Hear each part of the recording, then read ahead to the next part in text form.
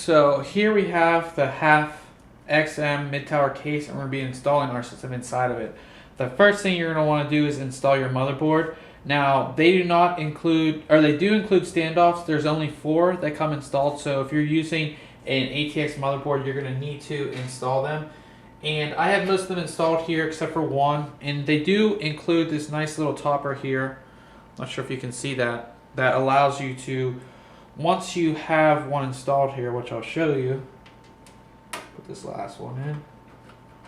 What allows you to do is get it really tight on there. So you just put this on top, and you can use a screwdriver or your hand to really get it tight. So when you do install your motherboard, these aren't loose. So that's very nice. Now, installing your motherboard is pretty simple. There is a lot of room. This is a mid-tower, but there is quite a lot of room inside.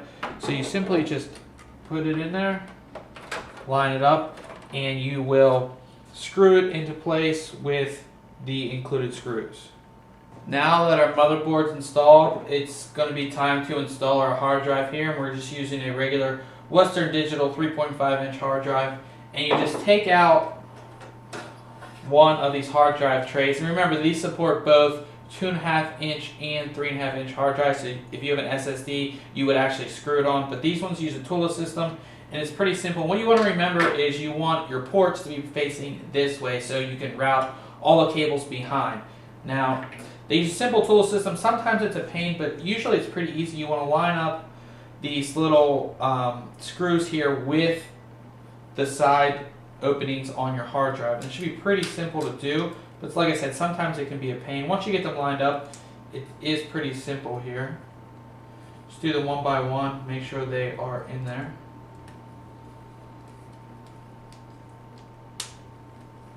And we're all in, and you can see it's not going anywhere.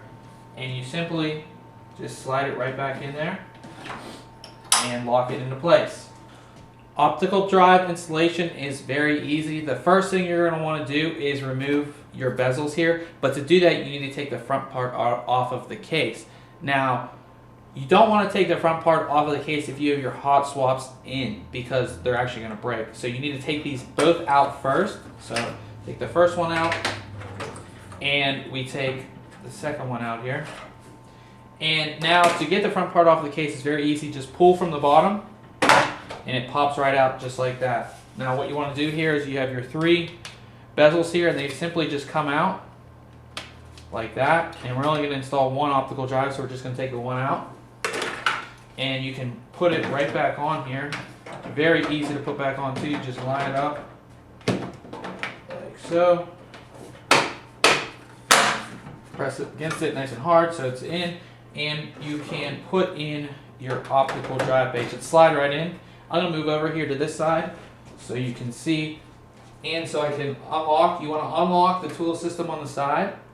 Slowly just guide it in there and line it up where you want it. It should be right about here.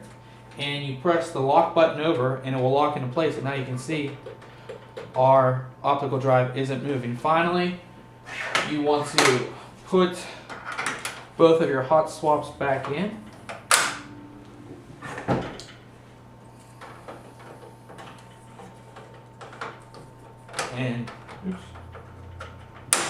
And there you go. Now you can see, still has a very, very nice look to the front of the case, and very simple installation. Easy to remove the front bezel and easy to install. Tool system works great. The next component that we're going to be installing is our video card, and in our case, it's the Zotac GTX 560 Ti. It's not the longest video card out there, but with this case, you're going to be able to fit very long video cards inside the case. I've already removed the 2 slot covers, so we're simply just going to plug it in.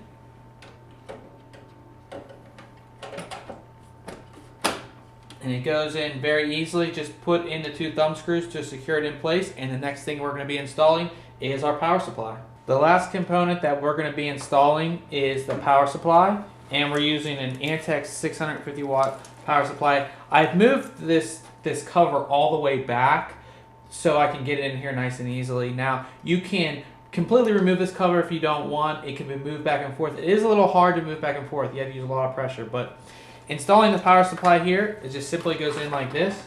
And we're going to be routing all these cables around once we're done. But you simply get it in there and line it up, and then you're going to secure it with 4 screws on the back.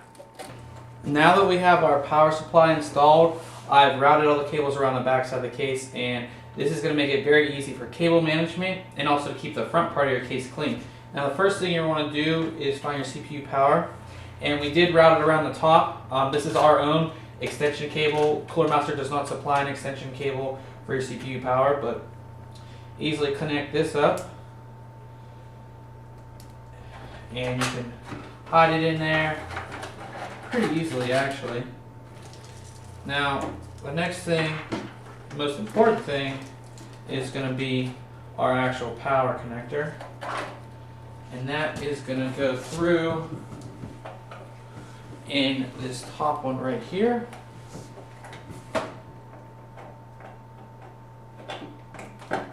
And we're connected. And we need power for our video cards, and that is going to be this bottom one, I believe. So it lines up.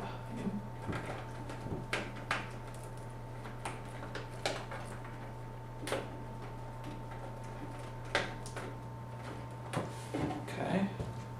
And we need SATA power connector for our hard drive and optical drive. The optical drive is going to go through this one. Actually, we'll use this one instead. So this one's going to go nice and easily through here.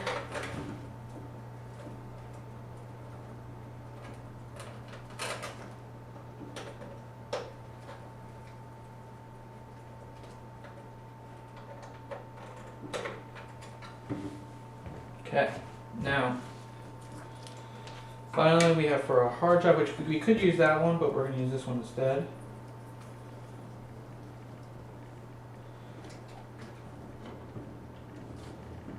You can see now that we have everything connected, we can kind of hide most of the cables down here, which is actually pretty easy.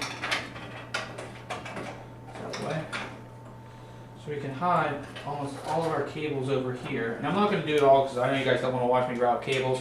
But this is just to show you that the back of the case, you have a lot of room. And you have all these holes right here. And Cooler Master does include zip ties. So you can zip tie this all up. So you're not going to have to, deal with it all over the place. You can zip tie it up nice and tight. And the side panel of your case is going to go on very easily. Now I have everything installed inside of our case. You can see there still is a lot of room to work around and everything like that.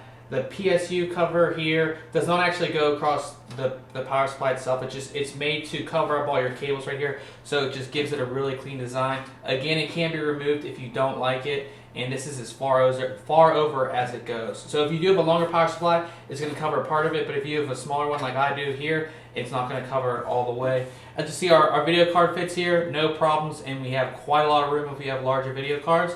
Very easy installation. I would expect it would take you maybe 20 minutes, maybe less, to install an entire system inside the Cooler Master HAF X. Now that we have everything installed, we can go ahead and turn on the system. Just simply press the power button. And you can see the front of the case lights up nice and red from the red LED fan that is behind here. This just about concludes our installation video of the HAF XM from Cooler Master. If you have any questions, if you're having problems installing something, just leave a comment and we'll get back to you. And good luck installing your new system in the HAF XM.